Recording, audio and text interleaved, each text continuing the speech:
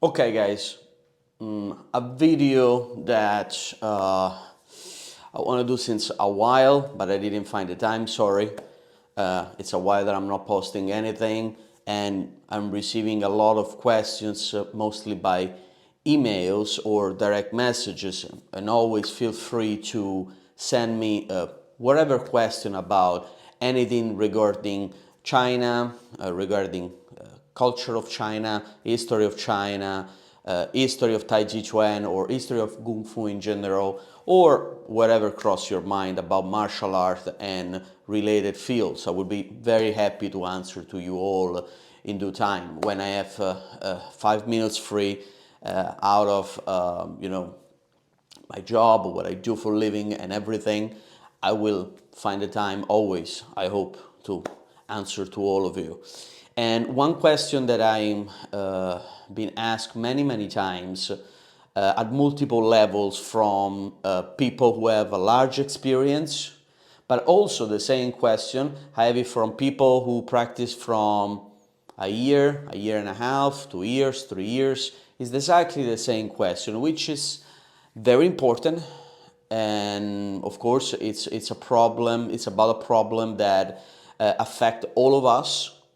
And so that's why people who've been practiced for 30 years or people who've been practiced for 3 years, they have the same question because most of the people don't actually know how to answer to this question. So they do have teachers, but maybe are even Chinese teachers, and maybe have, extensive so-called knowledge of the field, but they still cannot answer to this question when their students, ask this specific thing that I'm telling you now. So it's basically as simple as where the power come from. Does the power come from magic? It seems something that a lot of people think, because rational mind will never accept. A smart person with a rational mind will never accept that just by moving you will acquire some kind of power, some kind of energy, that this energy will not always only make your body healthier, but also will actually be able to help you to strike your opponents and be useful in a street fight. Well, that answer to itself, it seems. If you just waving your hands in a coordinated or not coordinated way, it's just waving your hands. If you are bending down, okay, your legs are bent and then you move, still the same thing. If you are trying to apply one of the so-called principles of Tai Chi, like for example Ding, so be straight and not wobble around, feel the pressure on your feet and then moving the hands, still is absolutely nothing. It's the same kind of physical activity that you will have doing cha-cha-cha or tango or dancing. Actually, probably you will have a much better result in one of those things if you do that kind of movements, because at least are very complex movements, very fast, and implies a kind of rhythm also, so that's good for the body. But in Tai Chi, no. It could be good if you cannot move otherwise and you don't want a stressful physical activity at all, but you still want to move somehow. Then this kind of lazy Tai Chi, it's okay. You can even do it a little bit longer, slower. Very good. Okay. But then you will think that this one will actually make you stronger, that some kind of power, a certain power will come from the stars and possess your body, and then you will become really good at everything. No, actually it doesn't actually work in that way. I'm sorry. Then what happened? That we have this kind of lazy, easy Tai Chi. They call it Tai Chi now, without Taijiquan or Taijiquan. They call it Tai Chi. It's a kind of yoga thing, okay? So let's call it Tai Chi for the convenience of the conversation. Tai Chi, so lazy, few principles, not particularly squatting down, following, the sequence as we can, and be very relaxed. Tai Chi. Bring you to nothing. Okay. But if you like it, you like it. Then what happened that people who approach that kind of practice but are not old and they want to look for something else, they want to look for something that empower them, that make them, the body stronger and maybe able to fight even, what they do? They put that into kind of physical activity. The only physical activity that implies muscle strength or cardio that they know. So they go running, they lift some weights, maybe they lift some weights in a more organic and coordinated way rather than singular muscle and, typical like gym work. So maybe they will do something like kettlebells or lifting weights from a more martial art position and stuff like that. And that's okay. That's actually an improvement. It's not so bad. It's good to have a body that is able to be strong and not weak. That's very good. But that kind of physical training does it improve Taijiquan?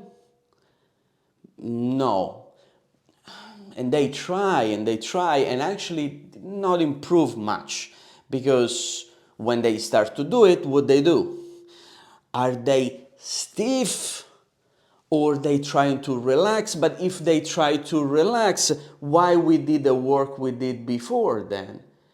So there are some conflicts of the principles with becoming strong, doing some kind of gymnastic, some kind of physical training, some kind of cardio training. There are some conflicts. Then at that point there are some people who maybe drop Tai Chi or they maybe do some boxing or kickboxing to implement their Tai Chi, which it doesn't mean absolutely anything, because one thing is boxing, one thing is like doing the form and things and techniques that you will never use in boxing and so on, and the timing and everything is so different. So you will very soon eliminate the time of Tai Chi and make more time for boxing and muscle training, cardio training. And this is what usually happens. It's what is happening now. We have Cheng Man-Cheng system and many others in the US. We have other system in Europe that became really popular in the last 50, 60 years, and other system in Asia. They pretty much all, more or less, are in these two categories. One put inside some kind of physical training. Some other schools, they don't put any kind of physical training. They stick to the principles and they practice soft and relax and blah blah. And they are convinced that they are doing the true and real Taijiquan because they are relaxed, they don't use the Li, the force, and so they are very happy with what they have. On the other side, there are the people who put muscle strength, cardio, running, jumping, or even another martial art into it, like jiu-jitsu, for example, or aikido, or judo, whatever, thinking that they're doing the real Taijiquan, because in ancient times people fight really, really hard, and fighting is MMA, fighting is boxing, cannot be anything else than MMA, boxing, jiu-jitsu.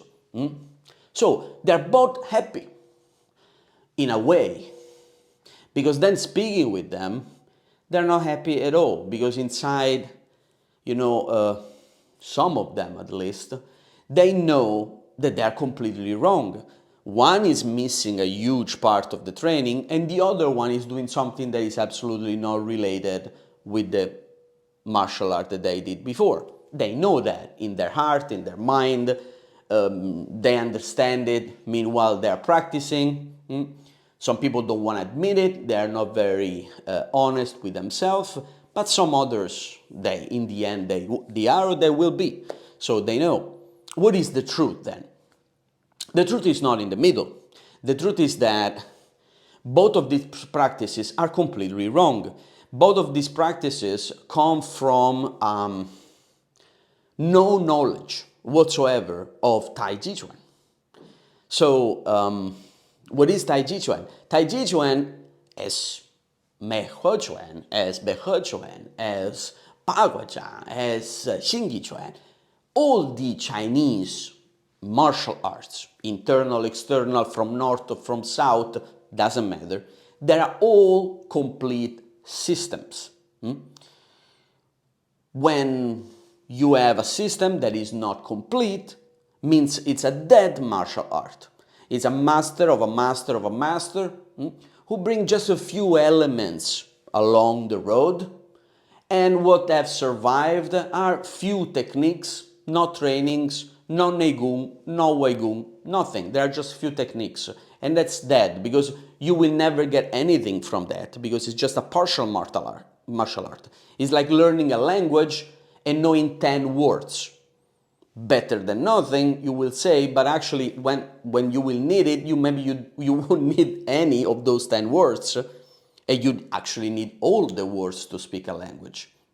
So, saying that, Taijiquan, very complex, very long, one of the most ancient Chinese martial arts in China. It's not a new martial art, so there is absolutely nothing that you have to implement. You just, you won't, in your lifetime, you won't discover anything new about Taijiquan. You will be lucky if you spend 7-8 hours every day under a very good master and you having a lot of martial art talent and being smart and receptive. You will, in that condition, you will be just lucky if at the end of your life you have seen the 10% of real good Taijiquan in you, okay? So we have to hope to achieve the decency. This field doesn't need you to put in anything. When you are missing something, that means that your teacher doesn't know what he's doing. Very easy. Now, the 95% of the masters don't actually know the whole curriculum. It's a very rare, very secretive, very, not popular martial art, in fact. The popular version of Taijiquan, that's a very partial martial art. If you like that, it's fine. But if you want the full curriculum, as much as possible at least, the one that you can do it, you need to go and ask to the people who actually know it. Why Taijiquan have the power that starts from the center? What does it actually mean? And we come back to the original discussion. Sorry for the long introduction, but it was necessary. Taiji doesn't push from the legs through the back until the technique, that could be either with the leg itself or with the arms or with the head or with the shoulder. No, it doesn't do like that. It uses muscle strength to, no, it doesn't do like that. It uses some kind of magical power where I'm completely relaxed and the opponent just fly away magically? Of course not. What does it actually do? It creates a system where you have to move the qi, the breathing, to move something in your body. There is like a sphere, there is like a ball that goes from the Dantian to open all of your points, filling your torso. Once have completely make your torso full and strong, and it's real strength. It's not magical invention strength. It's real actual strength that you can feel. And then you have to test it too. And there are the exercises to test it.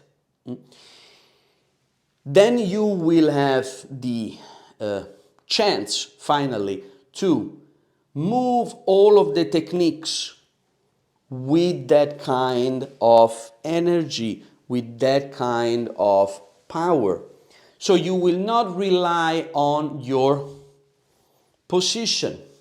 You will rely only on this.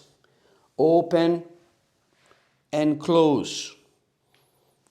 Open and close in this way. The positions, they will help the movement to move where you want to move.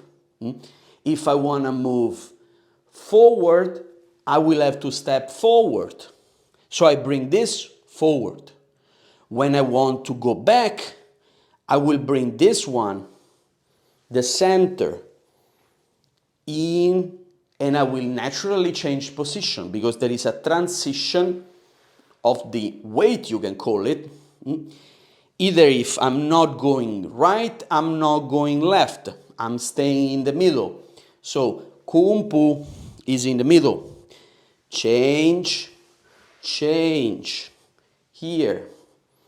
Not many people do this kind of leg work or position work in Taijiquan, but this is at the very base of Taijiquan. There are even forms where you don't use the arms, you just use your legs to understand positions, how they actually work, are the base of very, Shaolin movements, which are the real foundation of Taijiquan. So, what I wanted to say in this video, just not to make it too long, is that there are many, many exercises to develop this power, to test it, to punch with this power, to receive the same punch and absorb it, bounce it off, move it, drag it, crush it, move it up. They all have exercises for do that. Chinese are very good in building 1, 2, 3, 4, 5 systems. Are very methodic people, very strict in that methodic. And they apply it in full when they made Taijiquan and all Chinese martial arts. You don't have to invent anything. You just need to ask to the people who know. Thank you for watching.